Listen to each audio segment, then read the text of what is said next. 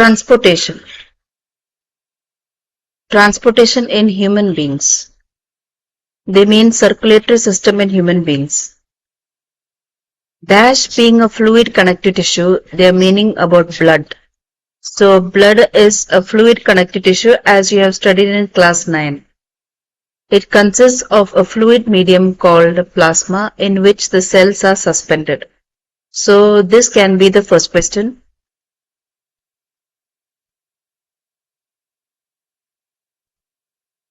Why is blood considered a fluid connective tissue?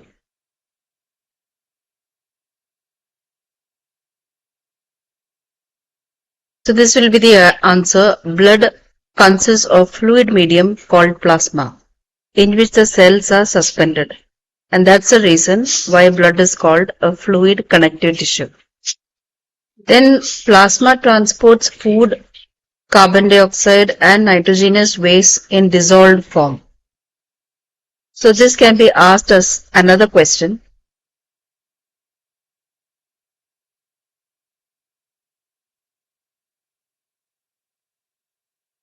What is the function of plasma? So this is the function of plasma. Plasma transports food, carbon dioxide and nitrogenous waste in dissolved form. This is the answer. Oxygen is carried by the red blood corpuscles. Many other substances like salts are also transported by the blood. We thus need a pumping organ to push blood around the body, a network of tubes to reach all the tissues, and a system in place to ensure that this network can be repaired if damaged. So, what kind of questions can come from this?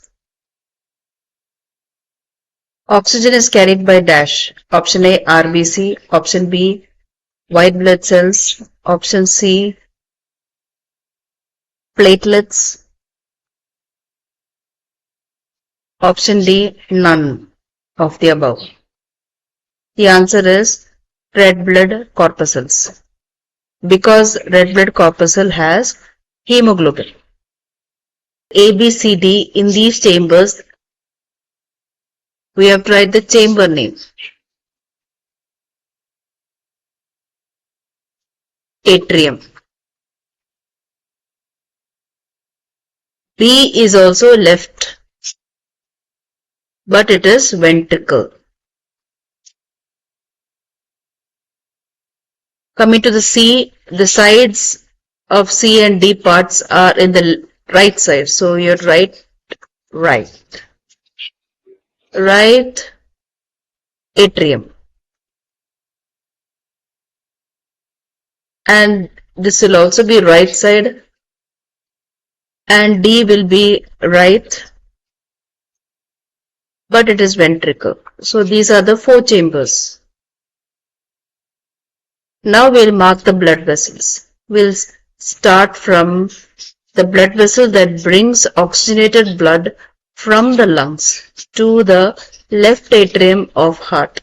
That is, which blood vessel? E is the blood vessel. Pulmonary vein. So here questions can come, which is an exceptional vein, because usually veins carry only deoxygenated blood.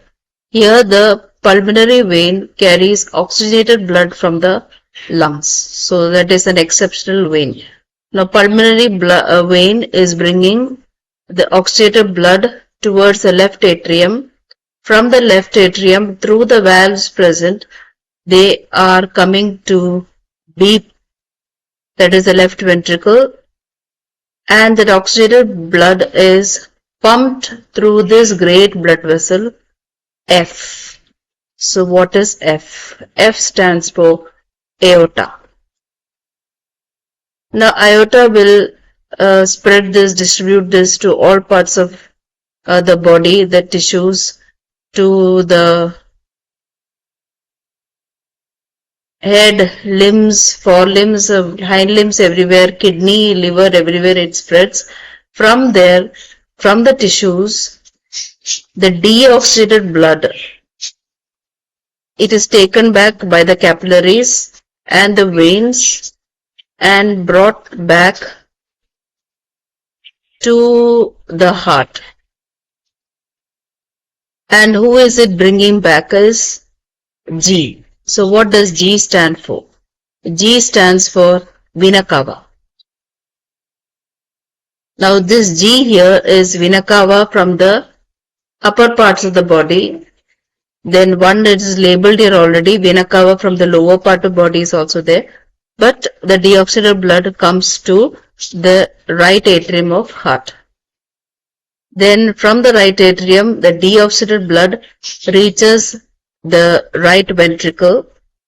The right ventricle is now having deoxygenated blood. So it has to go to the lungs for oxygenation. And that is done by H. H is that blood vessel that can take deoxygenated blood to the lungs. So who is a blood vessel? H. It is pulmonary artery. Exceptional blood vessel. Why? Because usually arteries carry oxygenated blood. But here pulmonary artery is carrying deoxygenated blood. But it is carrying towards the lungs for oxygenation. So these are some of the labeling which can be asked in different ways in the questions. From that paragraph we can get questions like, why do ventricles have thicker muscular walls than the atria? So if this is the heart and these are the ventricles, why do they have thicker muscular walls is the question.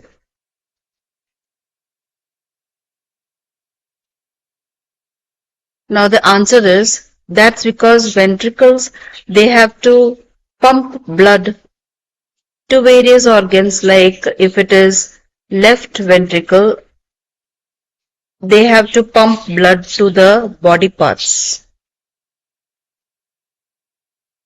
Aorta will supply blood, no? Similarly, if it is right ventricle, they have to pump the blood to the lungs. What kind of blood? Deoxygenated blood towards the lungs.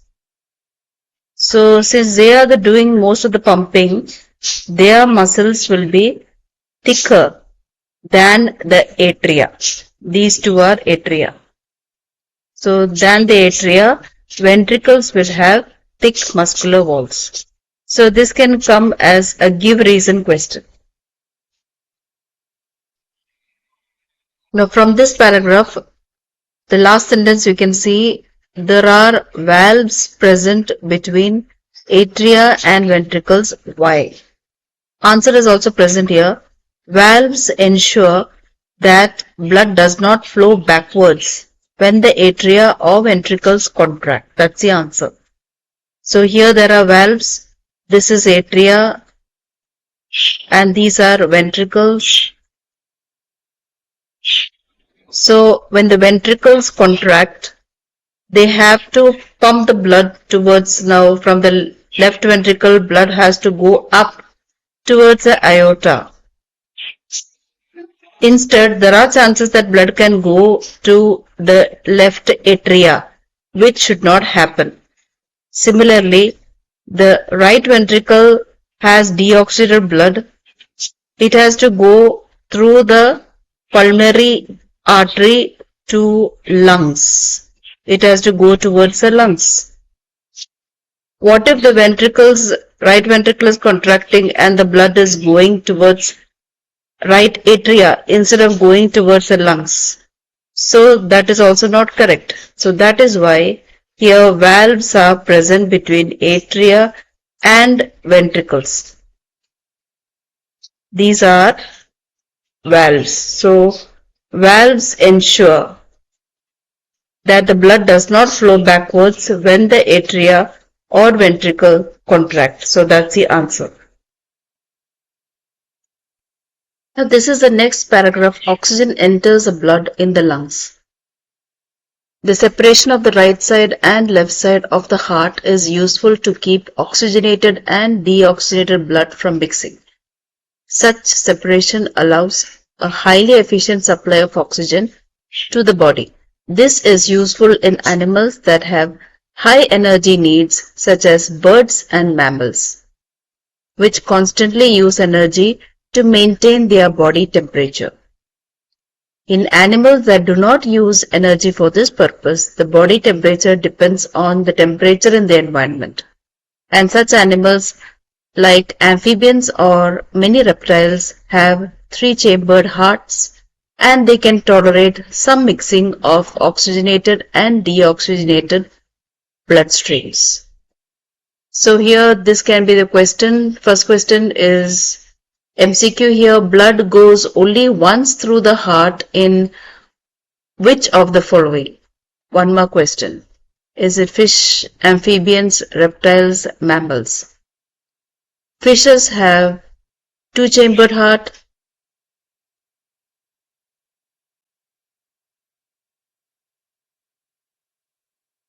And amphibians have three-chambered heart.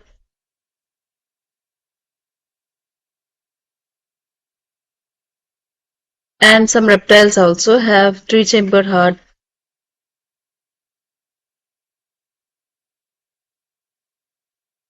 Whereas birds and mammals,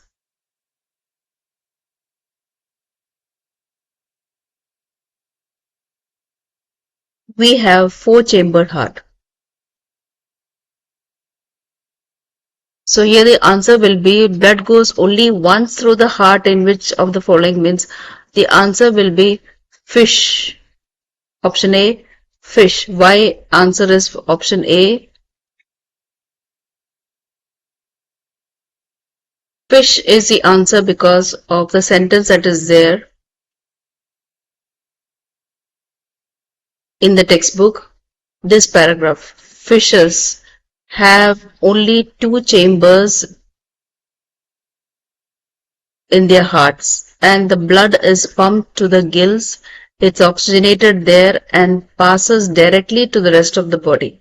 So that is the answer. So blood goes only once through their heart in the fish during one cycle of passage through the body. And that is why they have single circulation. On the other hand, it goes through the heart twice during each cycle in other vertebrates. Thus, it's known as double circulation. So here comes second question. What is the difference between single circulation and double circulation? Explain with examples. It comes for 3 marks. The separation, third question, separation of the heart into right and left ventricles or right and left atrium or the sides are useful in some animals, whereas in some they have no such separation. Comment with examples.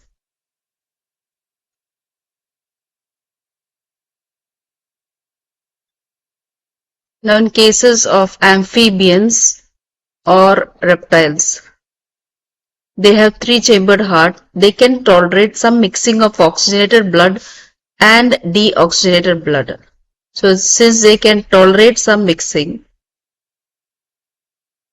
it is okay even if there is no separation of the both sides of heart. And they say fishes, amphibians like frogs and reptiles, these vertebrates are cold-blooded, whereas birds and mammals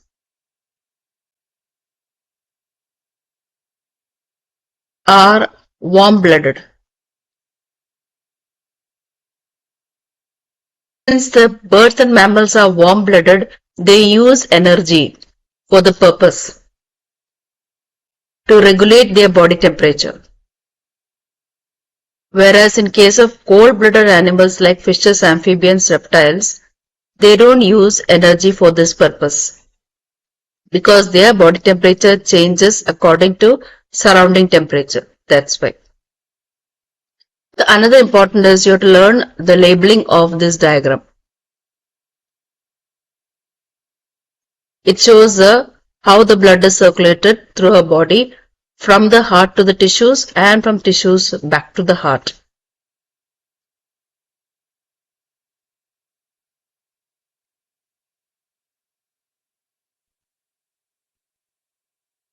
Assertion recent question related to this assertion: amphibians can tolerate mixing of oxygenated and deoxygenated blood.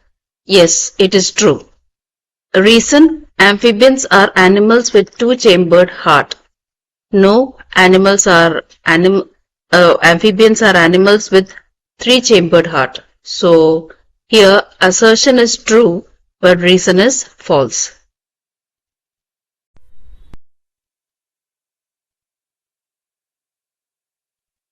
So from here, questions such as this can come. How many chambers are there in the heart of the following organisms, like fishes and humans? How is mixing of oxygenated and deoxygenated blood prevented in their body? This comes for 2 marks. This is an MCQ question. During which of the following stages of circulation of blood in a normal human being the oxygenated blood is pumped to all parts of the body? Options are: option A, contraction of left atrium, contraction of left ventricle, relaxation of right atrium, relaxation of right ventricle. So inside these 4 chambers, when the ventricles here pumps and oxygenated blood is supplied to all parts of body from the left ventricle. So here the answer will be contraction of left ventricle. Now this is a give reason question. In birds and mammals, the left and right side of the heart are separated. Give reasons. Now we can write first that birds and mammals, they are warm-blooded animals. So they have to regulate their body temperature.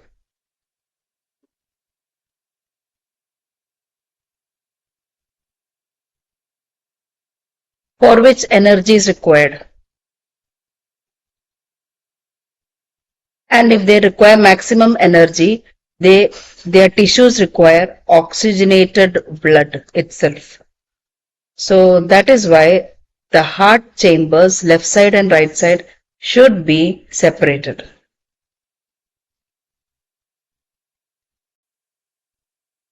This is about blood pressure. So many questions can be asked from this paragraph. What is it? Blood pressure means the force that blood exerts against the wall of a vessel. Then it is much greater in arteries than in veins. Now why is it so? Like that, give reason questions can be asked. The pressure of blood inside the artery during ventricular contraction. Contraction also means systole. That pressure is called systolic pressure. And the pressure in artery during ventricular relaxation or ventricular diastole is called as diastolic pressure. The normal systolic pressure is about 120 millimeter of mercury and diastolic pressure is 80 millimeter of mercury. So there will be a question asked from here. Systolic pressure difference between both of them, systolic and diastolic pressure, how much it is? 120 millimeter of mercury for systolic pressure, 80 millimeter of mercury for diastolic pressure. Then questions can be asked related to the instrument. Blood pressure is measured with the help of an instrument called sphygmomanometer that you study the spellings too. Now high blood pressure is also called hypertension and is caused by the constriction of arterioles. Constriction means narrowing of arterioles. That results in increased resistance to blood flow. This can lead to a rupture of an artery and internal bleeding. So related to this, many give reason questions can be asked. MCQ also can be asked related to the values of systolic and diastolic pressure, and as well as this instrument used. Now from this paragraph, the tubes, blood vessels, what kind of questions can be asked? Like these questions can be asked, why do arteries have thicker walls than veins? Give reason. It's 1 mark. Now arteries having thick walls than the veins. From this paragraph you have to find. Why? Because since the blood emerges from the heart under high pressure. That is the reason. Under high pressure, that is why the arteries have thick elastic walls than the veins. Veins are only collecting the blood from different organs and bringing it back to the heart. So they don't need thick walls. They are okay with thin walls because they are no longer under high pressure.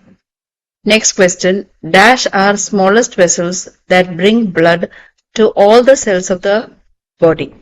This is an MCQ type question. So which are the smallest vessel? Is it arteries or is it veins or is it the capillaries or lymph vessels? So the smallest vessel will be capillaries. That's the answer. Now the assertion question. Veins convey the blood away from organs or tissues. That is assertion. Reason. Veins collect deoxygenated blood from the tissues to heart. So here assertion is true.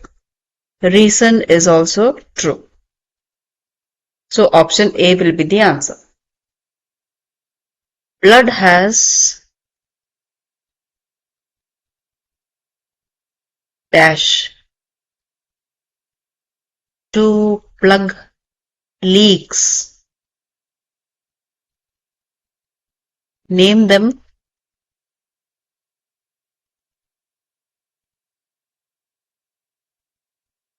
Write the function.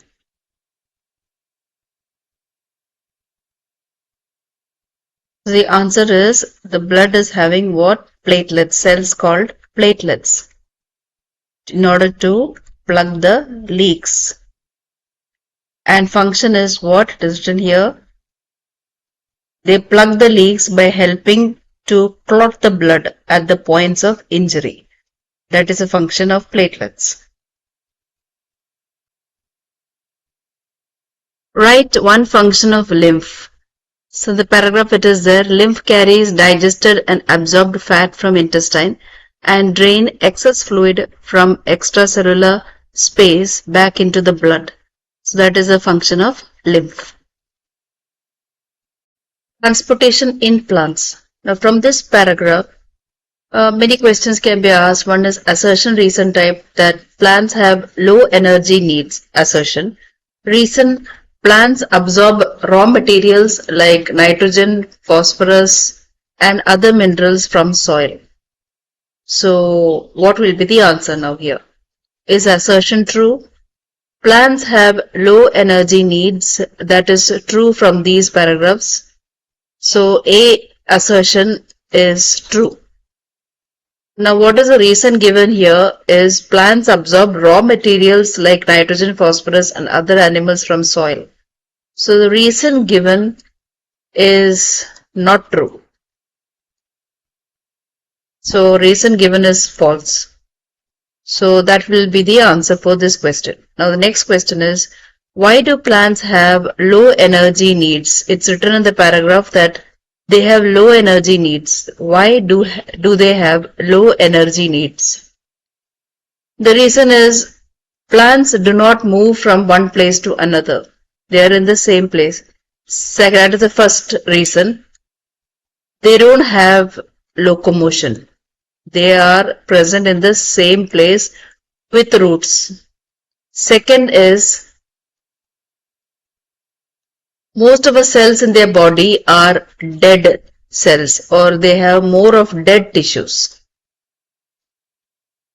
So that is why they don't have to maintain cells much. So they have low energy needs. So this can be asked as 1 mark or 2 mark. Why are The next question, why are diffusion processes not sufficient to transport nutrients from roots to leaves in some plants? Give reason. So most of the plants, if there are roots, through diffusion process, the minerals that are there in the soil will get inside the root cells. But some plants, this diffusion step is not enough to transport nutrients to leaves from the roots. Why? The reason is that most of the plants, some are tall. Tall plants, this problem comes. The distance between the roots as well as the leaves, the distance is more. Distance is high. Since the distance is high, simple diffusion step is not enough. So there should be some other process needed to transport the nutrients from the roots to all parts of the plant. That's the answer.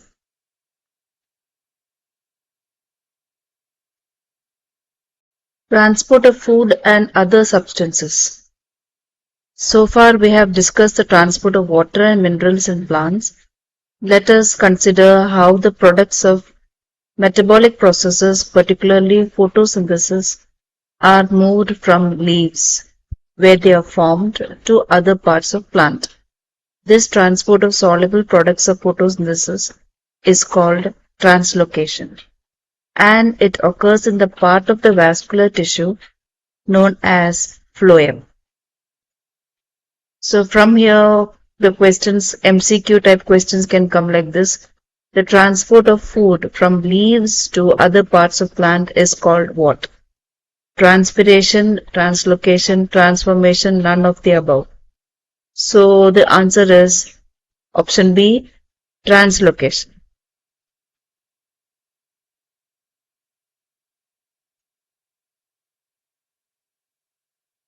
And in which cell of phloem is a translocation of food and other substances taking place?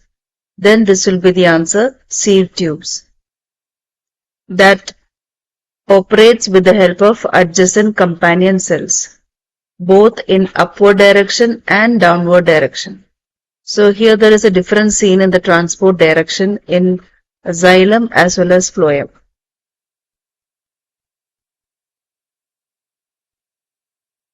The next question is, explain the mechanism of translocation in plants.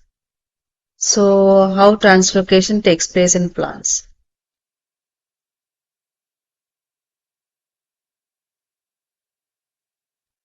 Suppose in the leaf tissues, plant food or sucrose is made.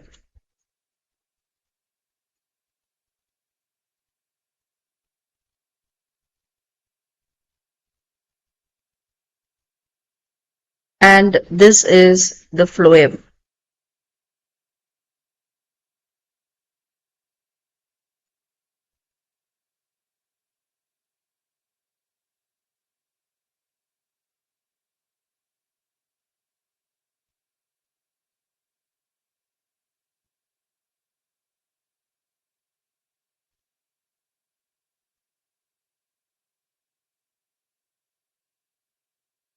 So at first the sucrose is actively transported to the phloem utilizing ATP. So utilizing the ATP molecules, that energy, sucrose gets transported to phloem. And this will increase the osmotic pressure of the tissue. So the phloem's osmotic pressure will increase.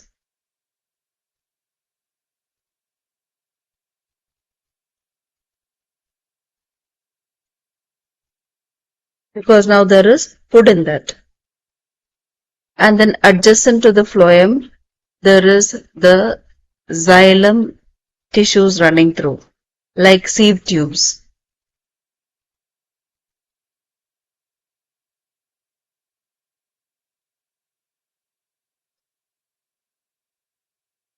So this is xylem.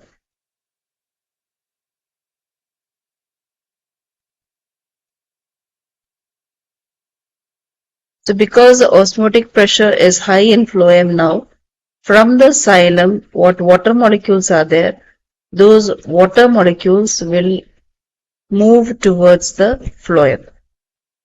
This creates a solution, sucrose solution inside the phloem. So now the pressure inside the leaf phloem is high. Pressure increases. This pressure difference transports the sucrose solution from the leaf to the other parts of the plant where the pressure is less. That means from leaf phloem, the sucrose solution will go towards a stem phloem, and then it will also go towards a roots phloem. So that is how transportation of food takes place in plants. So all these are described in these paragraphs of textbook. So the first step what you have to remember is it utilizes ATP. Now according to plants needs, these movement of material takes place. For example, in spring season, the sugar is stored in root or stem tissue that would be transported to the buds because they need energy to grow. So according to the needs, then the food will be transported to different parts.